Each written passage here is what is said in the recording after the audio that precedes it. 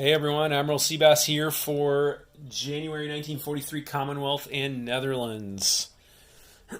Let's see what we can do here. A lot of naval builds here. Great Britain has got a measly $16. They're going to finish their battleship, they're going to finish their light cruiser, and they're going to build 2 infantry. They've been holding back on finishing these 2 ships for a while because they didn't want to put a bunch of stuff down that they felt like Germany could take out. But with big German fleet amassing off of Denmark, they think now's the time. It's now or never. And then these 2 infantry to defend against any potential sea lion.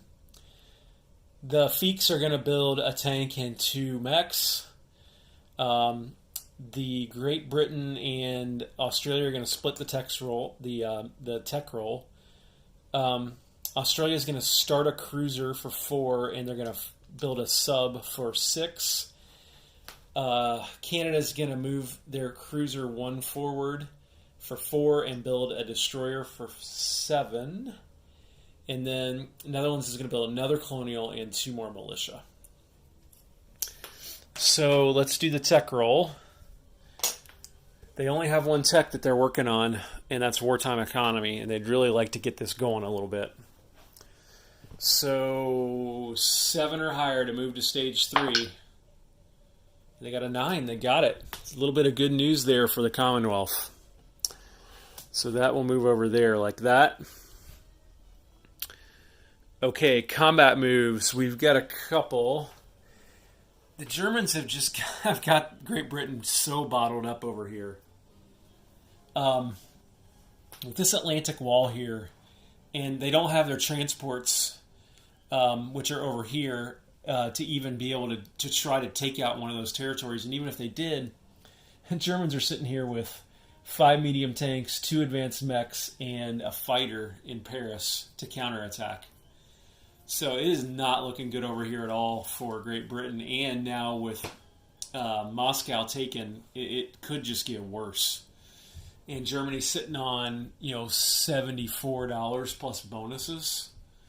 It's going to get ugly over here. So Great Britain's going to do what they can. So what they can do this turn is they can move this guy out here like that and have him try to take out that sub. And we're not going to take this sub in because he needs to stay here because I'm going to consolidate my navy here, which could be a mistake, but they don't have a choice at this point. So I need a combat air patrol in order to mark that. And that's literally all the combat I can do over here, everyone. There's just nothing else I can do. Down here, we are going to take out Nubia here from the Italians. And I think we'll just move in with both of these. And then we get the French sitting here for potential counterattacking force. So I'll move... I will move Great Britain up 1 and Italy down 1. For that, how about all these guys bottled up here? Literally nothing they can do. Couldn't even afford to buy a transport to get anybody out of there. Can't afford the $10 to attack Saudi Arabia. There's literally nothing for those guys to do now. So... Anyway, I'll go ahead and move this guy up into Nubia as well. This, because I don't want to forget to do it on non-combat move. Now, over here, I do have a fair amount of stuff over here. First of all, we're going to have 3 convoy raids against the Japanese with the Dutch and the FEC. Here's an FEC attack on this line. And guess what? There's no escort on this line now. Here's another raid with this Dutch coastal sub right here. And then I think you can see this this guy will hit this line as well. So we could do as much as $10 a day. We could do as much as $5 of damage to the Japanese this turn. And so we will get that done. And then here, I'm going to attack into here with a bunch of stuff and then maybe blitz into here, as I had previewed on the Japanese turn, that was a possibility. So I'm going to go ahead and move all this stuff to the battle board and then show you what I'm going to move in for the FEC to attack it. So the Japanese have an SNLF guard, which will defend at 6, an SNLF regular at 5, and 2 mechs at 4. And this is also across a river here. So these 2 tanks will move in, and they will be -1 on the first round of combat.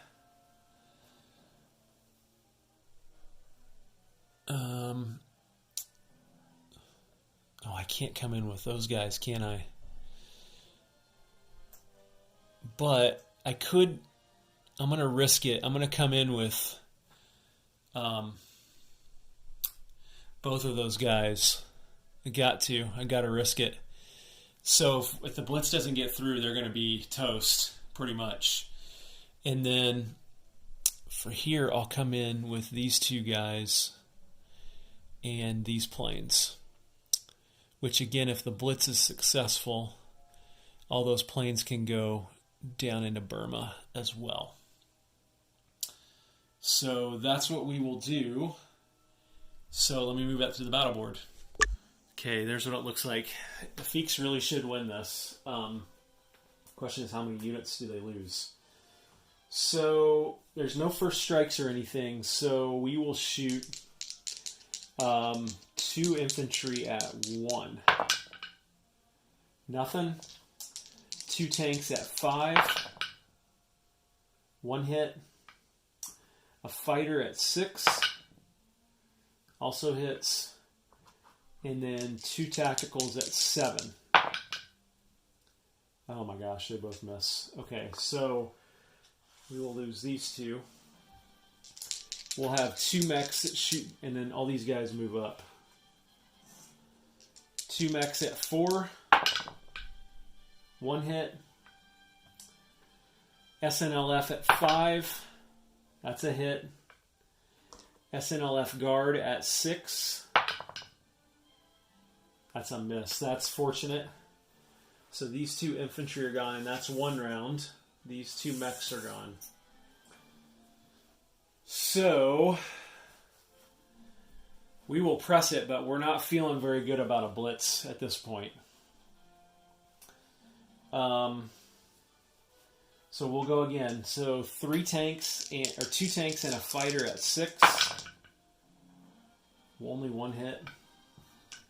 2 tacticals at 7.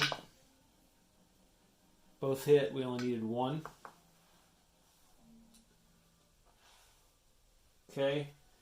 Regular SNF at 5. Misses. Guard SNLF at 6.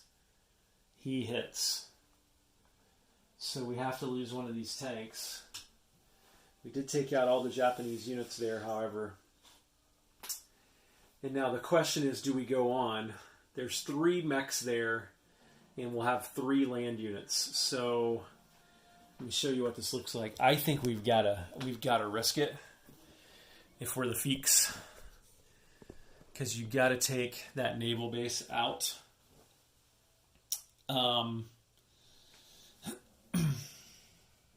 Or you've got to take that naval base back, and you've already committed the land units, so you got to do it. So this tank will blitz in, and all that air stuff will blitz in too, which is already on the board. And that will also be across a river and a mountain border, so these 2 guys will start at 1 and then move up to 2. And the tank will start at 5, and these guys will all be at 4. And all these planes will have 2 left in their fuel tank.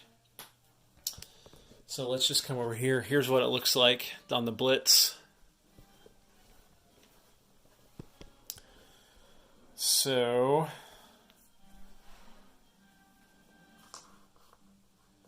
two infantry at 1. Both miss. A tank at 5. Misses. A fighter at 6. Hits. 2 really big rolls here. 2 tacticals at 7. Only 1 hits. So that's 2 mechs gone for Japan. They will shoot back 3 at 4 or less. I want to make sure I got that right. These 2 all move up, or these 3 all move up, by the way. So mechanized, 4 or less. Only 1 hit, so that's good for the Feeks. So they lose an infantry. They're going to win this battle, unless they just get unbelievably diced. They need to hit 2 there. The Japanese did. So infantry at 2 misses. Tank and a fighter at 6 both hit. And now the last Japanese mech at 4 or less. Oh, he manages to get a hit, but it won't matter. At least not this turn, because the Feeks have taken that back.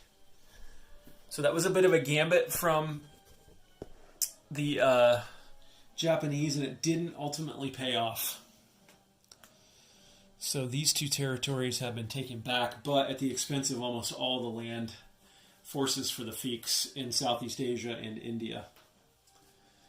And all these guys will have 2 in their fuel tank. And I'll move the Feeks up 2 and Japanese down 2. And let me grab a fuel gauge marker. There we go. And so, but that was all about short-term gain, maybe long-term loss for the Feeks. I mean, they're already facing overwhelming naval superiority down here from the Japanese. It's just a matter of time when the Japanese build enough stuff here to do some type of amphibious assault into Calcutta with all the naval and air power and take it out. This was about slowing down Japan's ability to get back and combine with that big fleet back there. And now they can't use this naval base to do that because they don't own it anymore. Okay, let's do these convoys, and I'll do them off screen or off camera. This guy, there's no escorts, so he's at +2, and Japan is at +0. And that's a buck from Japan. Put that right there. The coastal sub is at the Dutch coastal sub's at +1, and Japan's at +0. That's nothing. Finally, this Dutch regular sub is at +2, and Japan, you can't even see that, and Japan is at +0.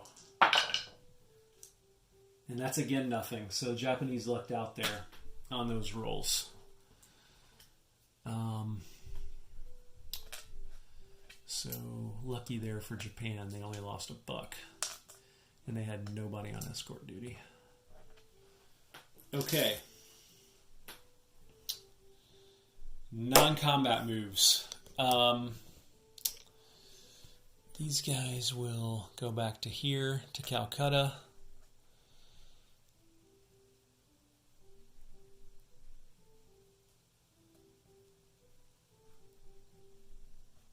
Like that.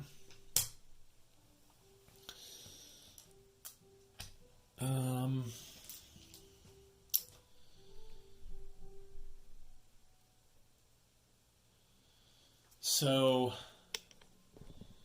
the Dutch are going to be a nuisance here, and they're going to serve as blockers. This destroyer will go in here like that and be a blocker.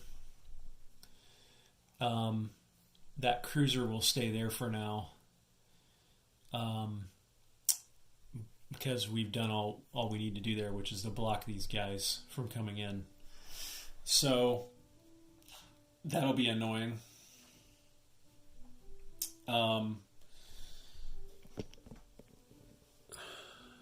over here, this guy will come up to here like that. And I think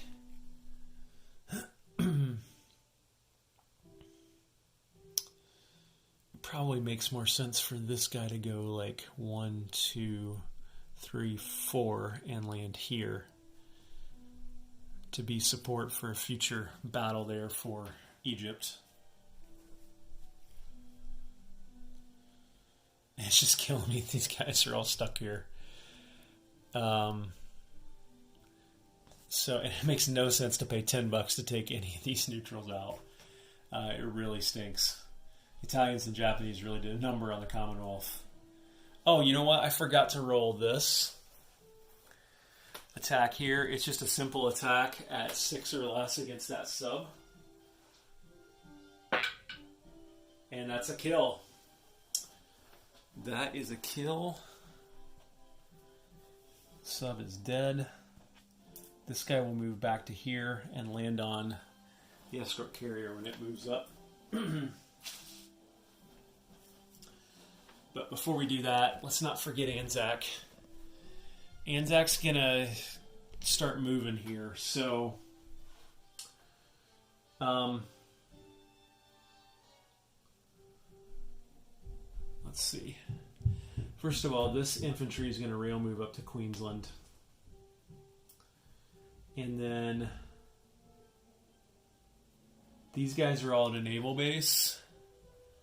So they're going to go 1, 2, 3 into here, like that. 1, 2, 3, this light cruiser. Then the destroyer and the regular cruiser. The transport is going to take this guy up there, like that.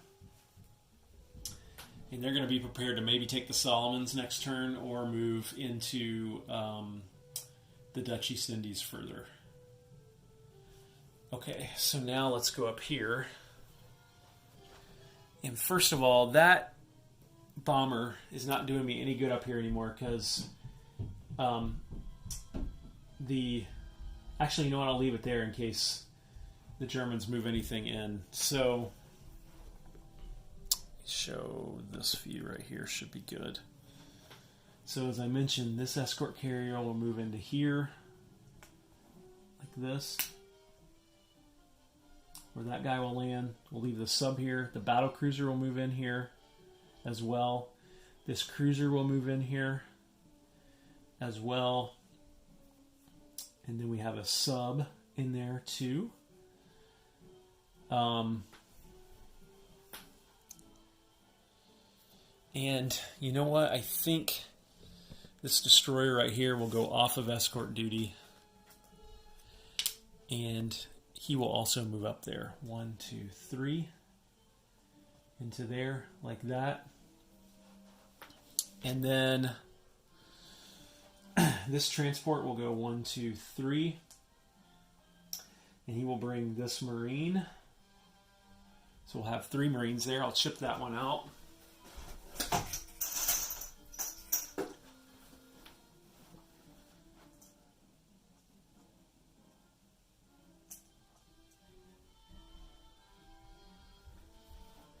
And given that, I'm going to move, we're going to do a little shuffle here. And we'll move one of these regular infantry up to here. Like that. And then we'll move another one up to Scotland. Like that. And I forgot that this Queen's, what is this? Queen's Own is also going to come over here and land in London as well. Like that. And then this transport will also come over here. No, it won't. It'll stay here. It'll stay there. And that is it for my non-combat moves. So let's place units. And let's start with Great Britain. because it's going to pay the last bucks for its battleship and light cruiser, and it's finally going to place those right here. So now we got about a escort carrier with a plane, a battleship, a battle cruiser, a regular cruiser, a light cruiser, a destroyer, a sub, and a transport. So roughly equivalent to, we're about roughly equivalent to the German air and naval power up there as well. Germans have one more battleship than we do, but otherwise our forces are almost identical. Even the air power is almost identical. Now, the Germans can spend a lot more than we can, but it was good to get that parity finally for Great Britain. And if Germany doesn't do something next turn, then we can go after Germany's navy and try to reset things up here. We also built 2 more infantry, and we will put those underneath the ship in London. Actually, I think we'll build one, this medium factory in Liverpool, and we'll build another one here in London. Like that. For Canada, off screen I'm moving their cruiser forward 1 from stage 3 to stage 2 so they can finish it next turn. And then we'll place another destroyer right there.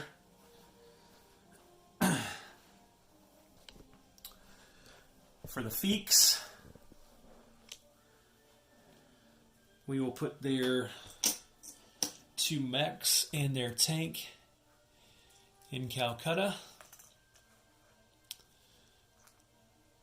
Like that.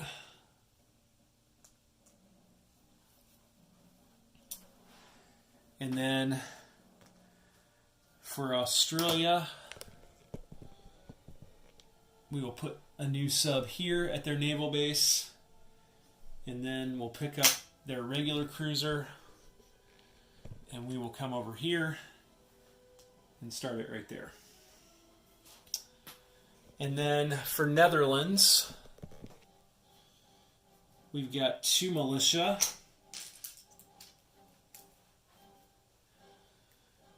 We will continue building on these islands that are, or territories that are really important to Japan.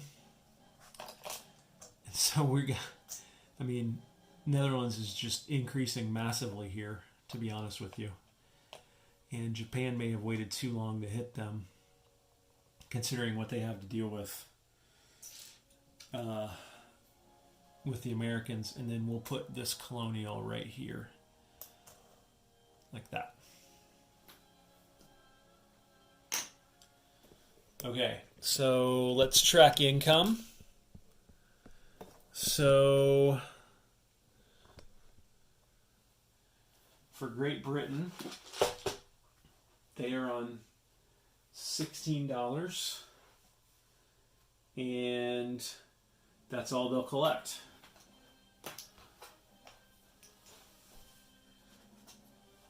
So that's 10, 15, and 16. For FEC, they're on $13. And that's all they will get. They don't get any bonuses either.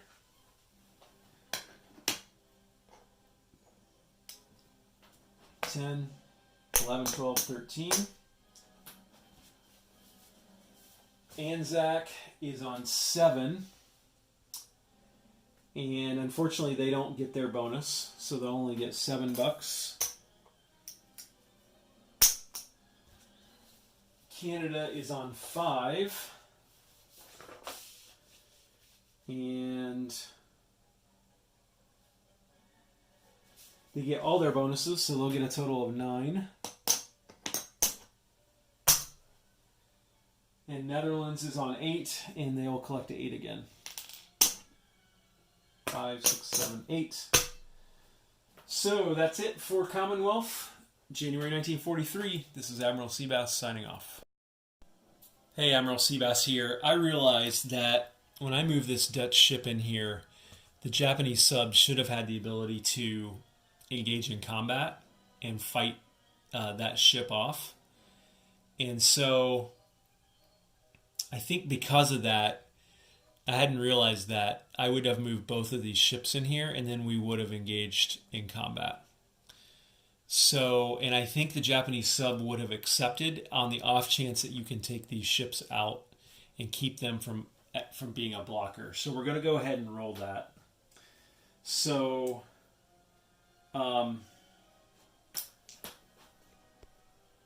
okay, so Dutch destroyer at 4, misses.